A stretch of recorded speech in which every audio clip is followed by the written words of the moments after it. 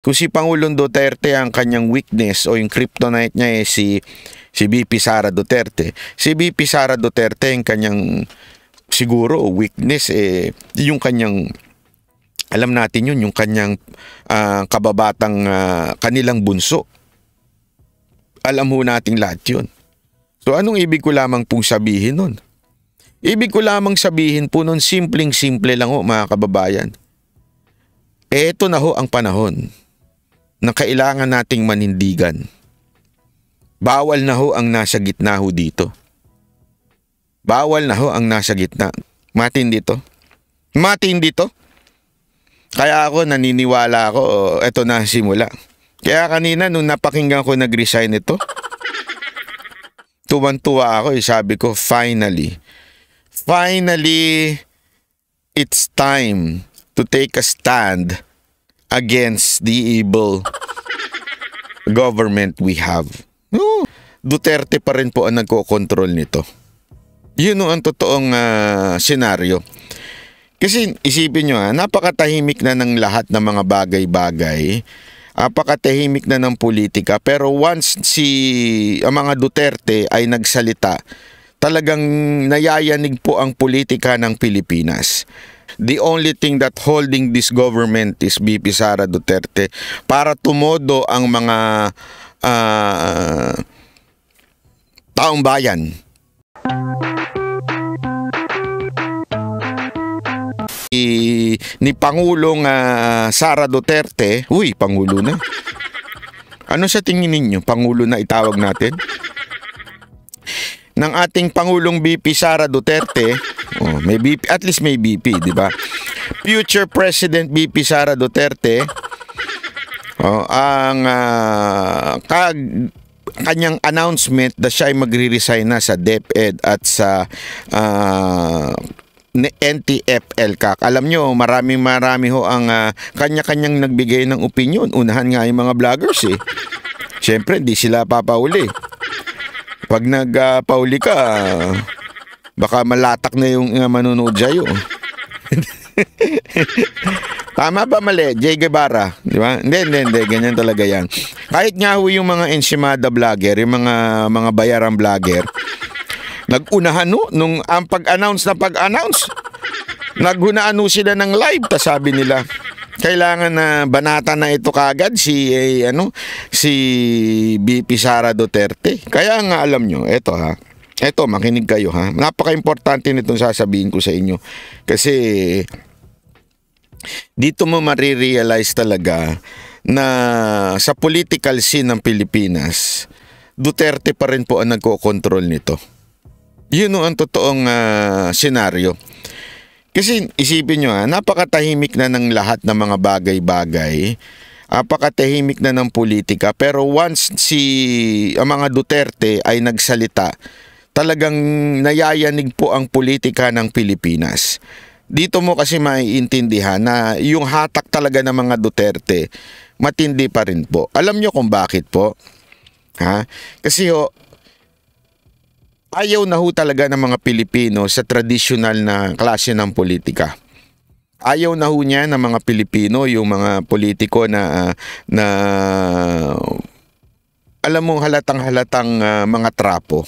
'Di ba? Yung mga lalong-lalo na yung mga congressman yung style nila ng mga hearing, pagpuna-puna, alam mo namang trapong-trapo lang. Pero pag mga Duterte, si Pangulong Duterte, si Baste, at si VP Sara Duterte ang nagsalita, talaga nga namang kakaiba. Kakaiba ang impact nito. Kasi alam nila na itong mga to, pag nagsalita, seryoso at walang halong double standard, walang halong kaplastikan. Talagang pag sinabi mo nagbitaw, bitaw talaga. Alam nyo, etong birada o banat po ni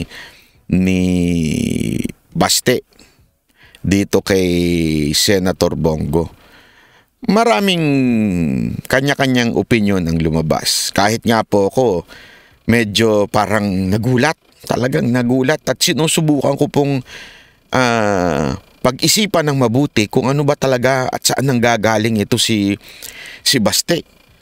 Alam mo yun? Kasi, remember, if there is a masasabi nating most loyal person kay Pangulong Duterte, walang iba yan kung hindi si Senator Bongo. Nanilbihan ho yan ng mahabang panahon, at hanggang ngayon nga ho, talagang nasa tabi pa rin po yan ni Pangulong Duterte. Pero, kung iisipin mo, bakit nagsalita si Baste ng ganun? Tulad nga ng aking paliwanag, di ba? Tulad nga ng aking sinasabing paulit-ulit, ang mga Duterte hindi ho yan nag-uusap.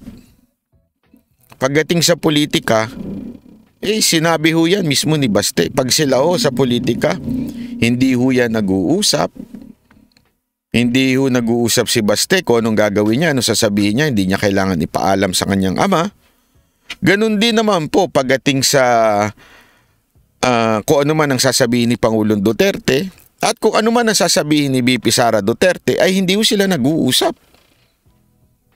Ibig sabihin simple lang, hindi ho sila yung merong plano.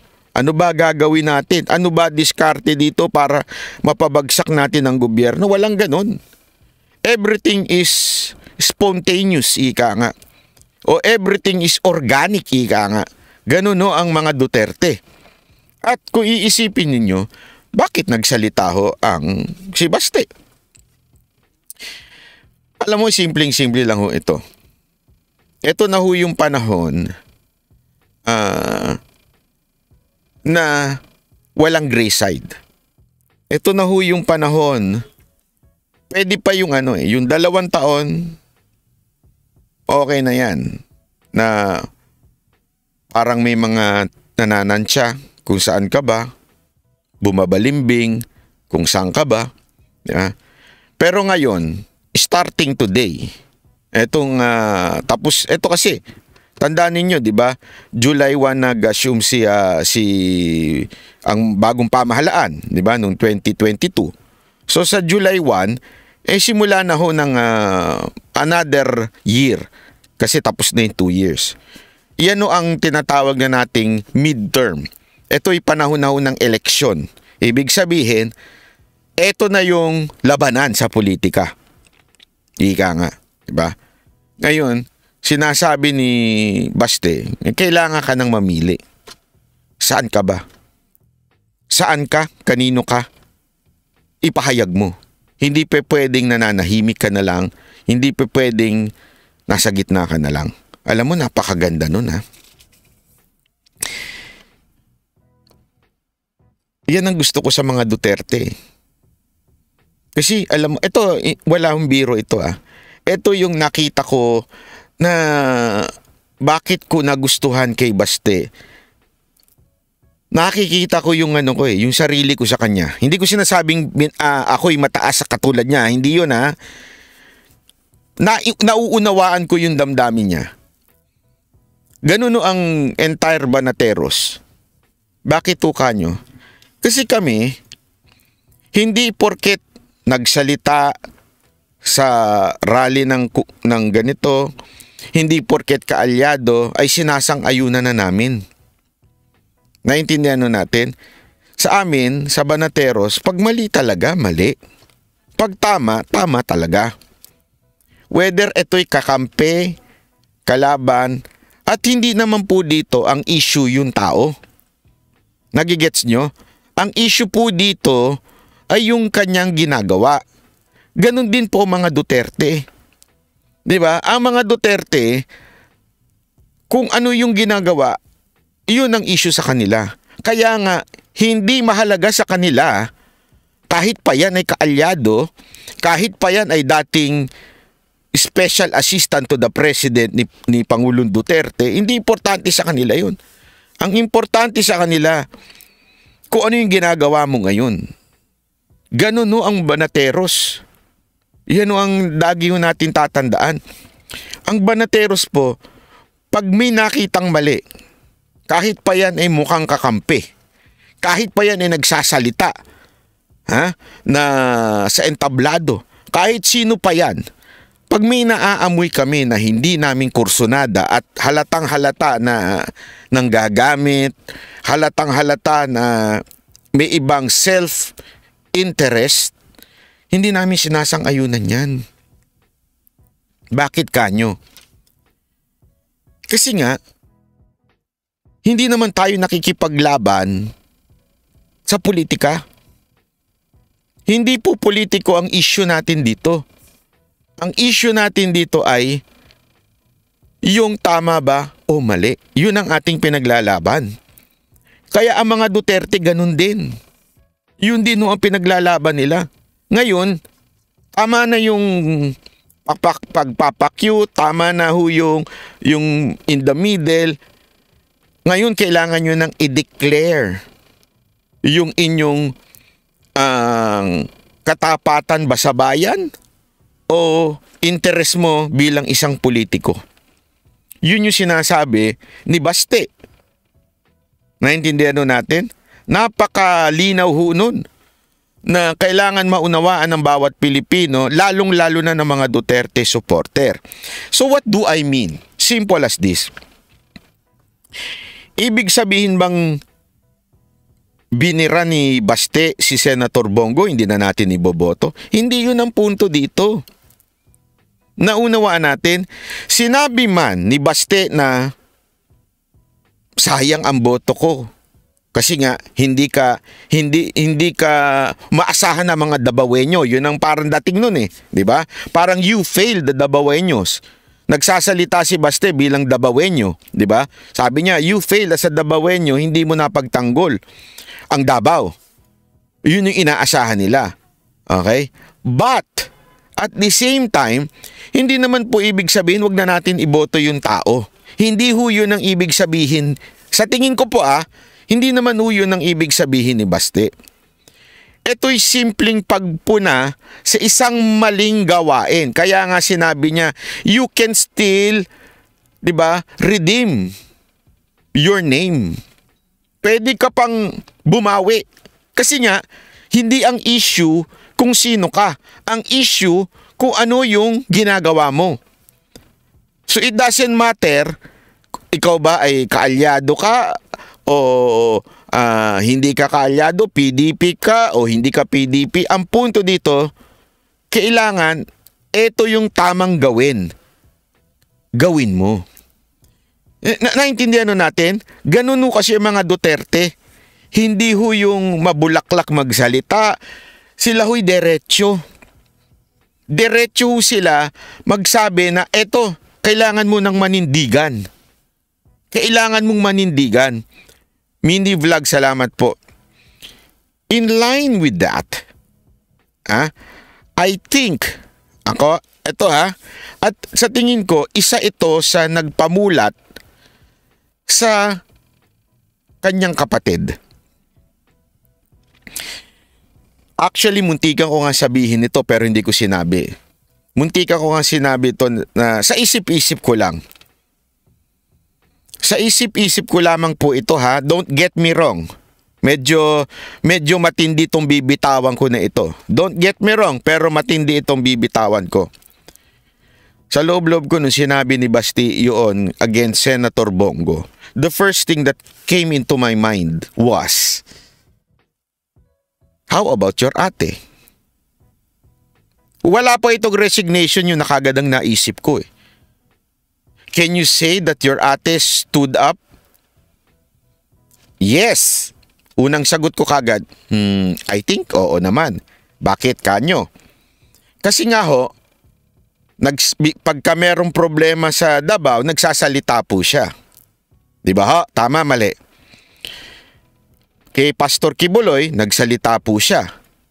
Yung mga problema pagka binabanata ng kanyang pamilya, nagsasalita din po siya. But, puwet. But, ito ang tanong. Is it enough? Yun ang tanong dyan Bilang isang vice president at isang anak ng Duterte, is it enough yung pagtayo mo para sa Davao bilang isang Davaoeña o para sa mga Duterte supporter bilang isang Duterte? Ang paglaban mo ba dati sa droga, insurgents, at kung ano-ano pa ay the same pa rin bilang isang vice president? Diba? Alam mo, maaring sabihin nyo, kanya-kanya tayong opinion tungkol dito, maaring sabihin mo, kulang yung kanyang pagtayo. Maaring sabihin mong, tama lang kasi vice president siya, hindi naman siya pwedeng kumontra ng kumontra, at lalong-lalo na siya ay nasa loob ng gabinete. Alam mo, dahil sa ginawa niyang ito ho ay isang wake-up call sa lahat ng tunay na kaalyado ni Pangulong Duterte. It is time for you to stand up against this government. Yun ang sa tingin ko. Yun ang sa tingin kong nangyari eto mga nakaraang araw. Maybe matagal nang iniisip ni VP Sara Duterte ang mag-resign. Maybe, I'm not sure. But etong ginawa ng kanyang kapatid na pagpuna, siguro made her, alam mo yun, hindi ko masabing nadagdagan yung courage niya to say this or to do this, pero somehow malaking impact nun. Kasi pambihira, kapatid ko to. Ito yung bunso kong kapatid. Alam naman po natin, di ba, Paul? Tulad nga na sinabi ko sa video ko kaninang in-upload. Kung si Pangulong Duterte ang kanyang weakness o yung kryptonite niya si VP Sara Duterte. Si VP Sara Duterte ang kanyang siguro weakness yung kanyang, alam natin yun, yung kanyang kababatang kanilang bunso. Alam mo nating lahat yun. So anong ibig ko lamang pong sabihin nun? Ibig ko lamang sabihin po nun, simpleng-simple lang ho mga kababayan.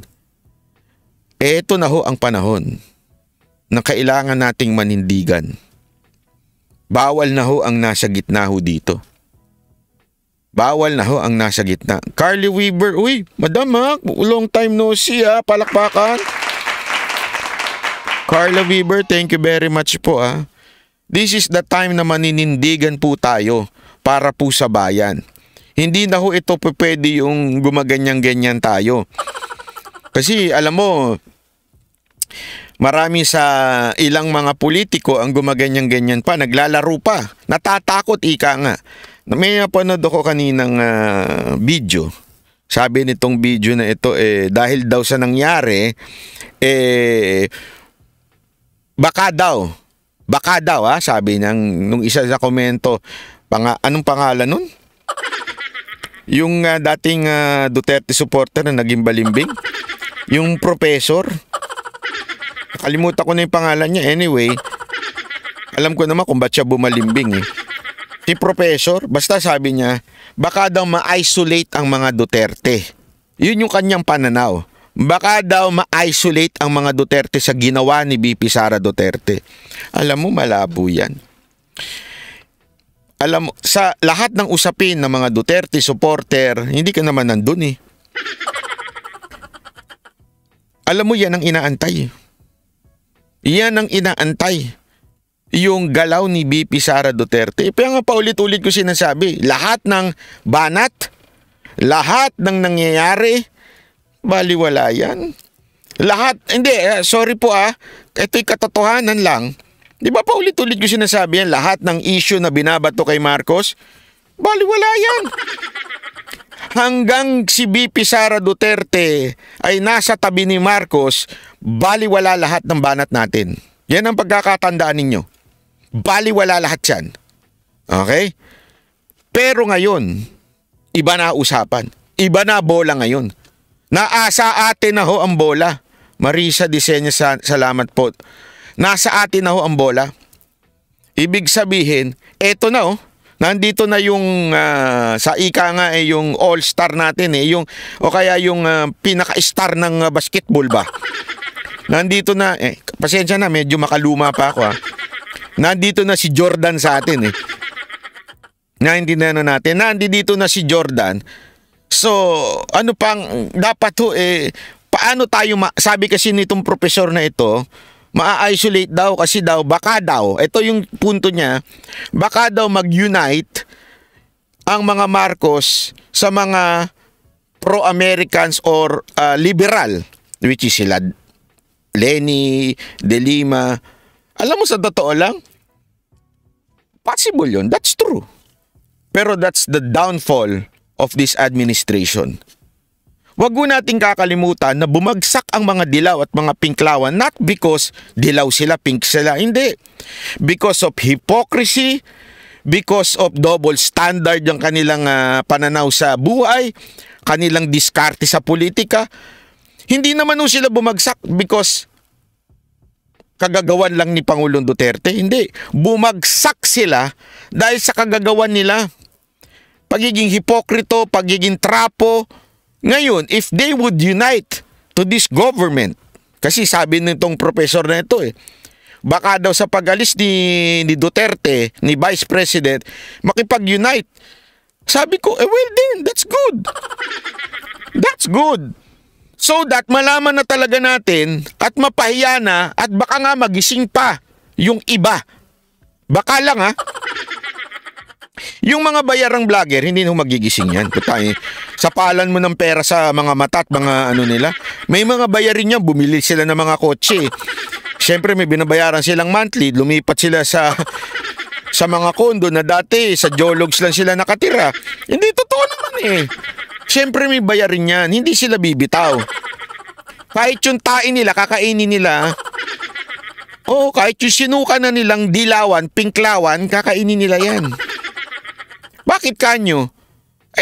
Pera ano nila isipin nyo to Kaya nga matatawa ka dito Matatawa ka dito kasi yan ang ikababagsak ng gobyerno na ito. Pag sila ay sumama sa mga dilaw, akala nila magtatagumpay sila.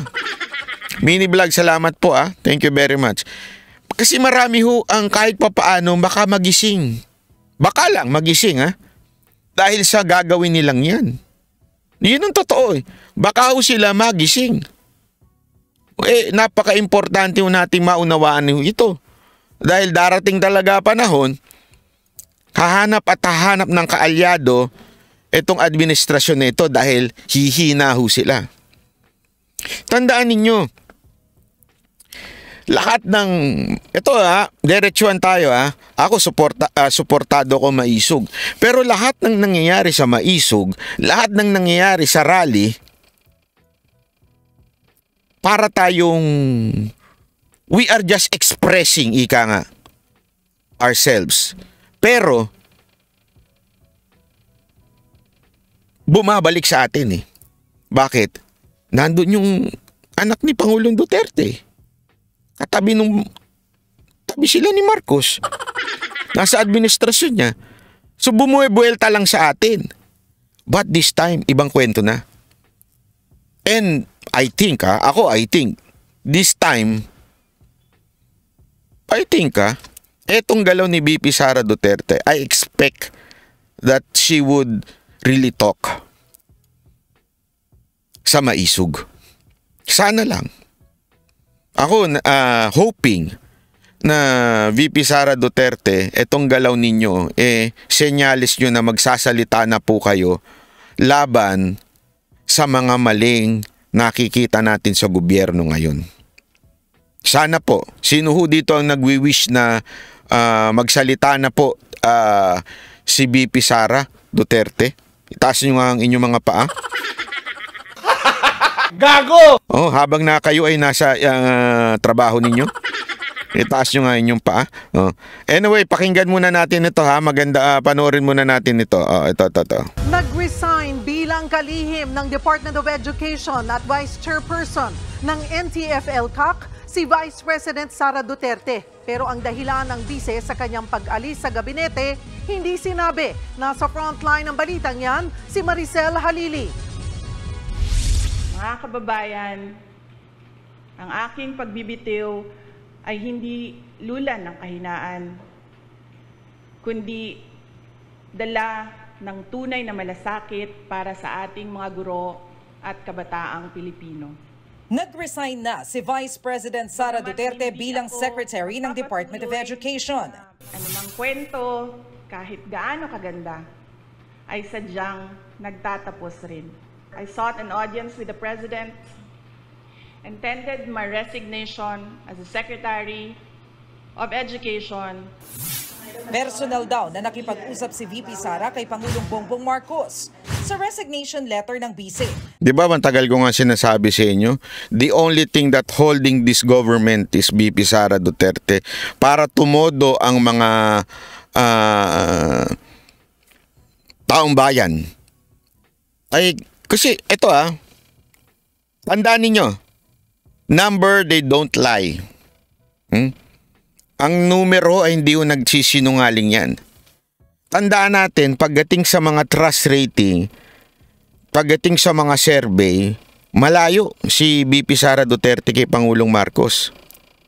Ibig sabihin, yung taong bayan, hindi ho mga DDS ito ho'y taong bayan. Sila ho ay may tiwala. Mas may tiwala kay VP Sara kaysa sa ating Pangulo. Wag mo natin kakalimutan. No sound daw, no sound. Meron? Wala? Wala bang sound? Sandali. Walang audio? Totoo ba? Niloloko nyo naman ako Hello? Okay naman Niloloko nyo ako ulitin ko, ginugulo nyo ako Ulitin ko, ang gulo-gulo nyo Pina-high blood yun. Kayon dahil lang kaya ako na-high blood Meron. Grabe yung takbo Ayan na eto anyway. Ano ba? Asa na ba ako? Pina-high blood nyo ako Kaya nang tumataas ang BP mo, banat ba? Sandali. Meron naman sound, kayo naman. Okay. Anyway, nawala tuloy ako kasi kayo. Tuloy nga natin tong gulo-gulo nyo. Nakasaad ang 30-day notice para magkaroon ng maayos na transition sa lahat ng central office ng DepEd. Pero hindi binanggit ni VP Sara ang dahilan sa pagbibitiw. Sa press conference kanina ng BICE, ibinida niya ang kanyang mga nagawa sa 2 taong pagiging kalihim ng DepEd. Kahit daw hindi na siya secretary, Loli de la Torre, salamat po. Bilang Vice President. Hindi man ako ang tumatayong kalihim ng edukasyon. Mananatili akong isang ina na Nako. Alam mo And then ito binabasa ko lang yung kanyang facial reaction while she's talking at saka yung kanyang mga pag-post na inulit niya pa yung ako ay magiging isang ina. Nako po. Matindi ho yun. Alam nyo, ito ako, hindi ko alam I hope I'm right, pero yung kanyang sinabing ako ay magiging isang ina. Alam nyo ibig sabihin nun? Ina ng tahanan. Ang ibig kong sabihin nun, ako naniniwala ako na ito po'y pagpapahiwatig ng leadership. Pagpapahiwatig to na sabi niya, even if nag-resign ako sa DepEd at NTF-ELCAC, mananatili akong isang ina. Isang ina, inulit pa niya. Ibig sabihin po nun, I will be a leader. Ito yun Ulitin nyo tingnan ninyo Hindi ko siya panoorin nyo, hindi niya inulit for no purpose. Tandaan natin, ang pag-uulit ng salita ay may meron nung meaning yan Mini vlog, salamat po. Pakinggan uli natin eto. Transition sa lahat ng central office ng DepEd. Pero hindi binanggit ni VP Sara ang dahilan sa pagbibitiw. Sa press conference kanina ng BICE, ibinida niya ang kanyang mga nagawa sa 2 taong pagiging kalihim ng DepEd. Kahit daw hindi na siya secretary, patuloy daw siyang nakabantay bilang Vice President. Hindi man ako ang tumatayong kalihim ng edukasyon. Mananatili akong isang ina na nagmamatyag. Tita mo, di ba? Kulang na lang sabihin niyang utang. Kayo ay utang. Hindi, di ba yung paghinga niya na ako'y mananatiling isang ina? Isang ina. Ina nyo. Hindi, totoo, di ba? Parang isang ina na ako'y leader. Mananatili ako. Tatayo ako. Alam mo, matindi to. Matindi to. Kaya ako naniniwala ako, eto na simula. Kaya kanina nung napakinggan ko nag-resign ito, tuwan-tuwa ako, sabi ko, finally, it's time to take a stand against the evil government we have. No. At titindig para sa kapakanan ng bawat guro at bawat mag-aaral sa Pilipinas. Para sa isang matatag na Pilipinas. Ay, totoo ba? 7,000 na nanonood? Pinabati ko lahat ng nanonood na 7,000. Na-miss ko kayo, ha? Hindi, sana po manood din po kayo ng ng kanina kong in-upload. Maganda po yung in-upload natin na yun. So, tuloy natin. Mamaya may babalita ako kasi may narinig ako eh. Alam mo naman, meron tayong, tandaan ninyo, meron tayong mga kilalang mga congressman. Balita ako, bigla daw napatawag. Sandali, mag-ano muna tayo, magkape tayo, sabi. Biglang napatawag. Hindi ko, ewan ko hindi ko alam kung ang dahilan ba nung kasi siyempre hindi naman na isasabihin sa akin yun. 'Di ba? Hindi naman nasasabihin sa akin. Masasabi lang sa akin ng isa kong kaibigan doon na alam mo naman, meron tayong kahit papaano mga nakilala na congressman, sabi. Alam mo ba, nagpakape? Sabi ko, pwede ba akong sumali diyan? Mamaya pag-usapan natin yan. Bago ang press con ni Duterte, nauna nang kinumpirma ng Malacanang ang kanyang resignation.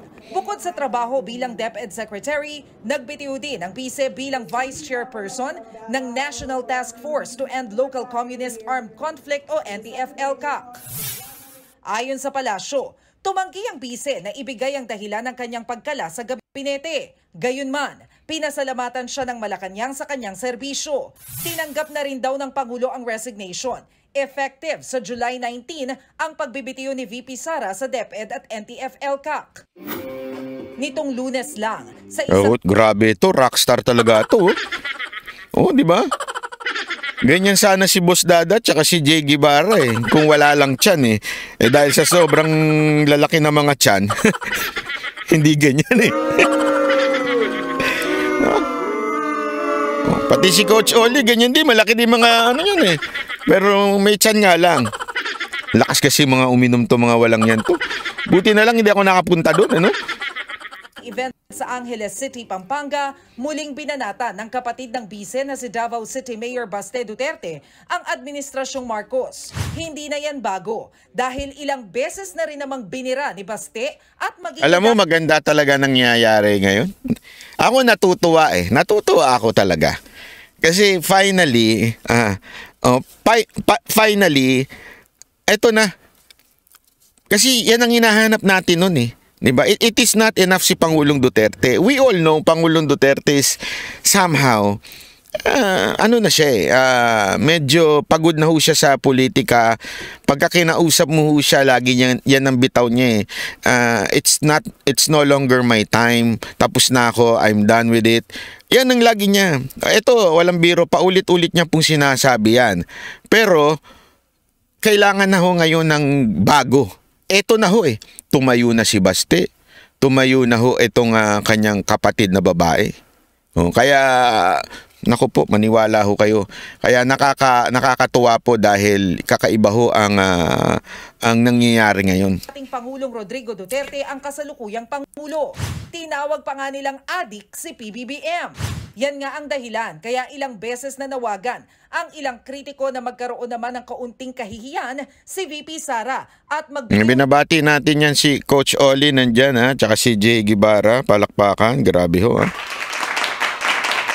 Hindi alam mo, good job yung ginawa nila doon sa Maisog nakakatuwa dahil talagang yung discussion nila kahit nagiinuman, nasa maganda yung usapin nila habang sila'y nagiinuman.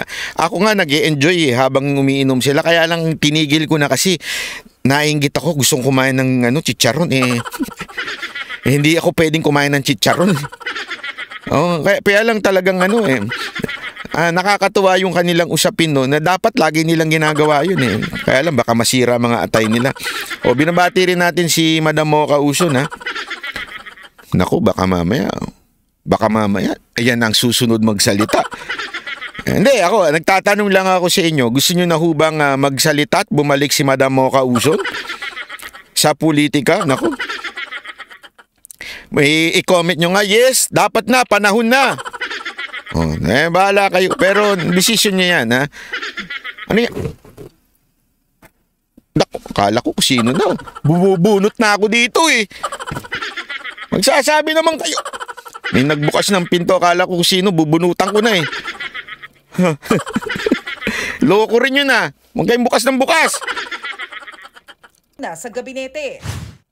Matatandaan ding ilang beses hindi nagpansinan ang Vice at si First Lady Liza Araneta Marcos dahil sa pagtawa raw ni VP Sara habang binabanatan ng mag-amang Duterte si PBBM. Nagsimula ang tila lamat sa relasyon ni na VP Sara at mga taong malalapit kay PBBM nung nakaraang taon nang magbalasahan ng liderato sa Kamara. Natanggal si dating Pangulo at Pampanga Representative Gloria Arroyo bilang Senior Deputy Speaker. Matapos niyan, kumalas Mini Vlog, salamat sa pangkape. Thank you very much. na si VP Sara sa lakas Ano mo?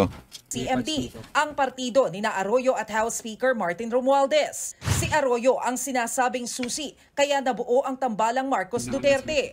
Dito na rin nagsimula ang mga parinigan gaya ng bansag na tambaloslos.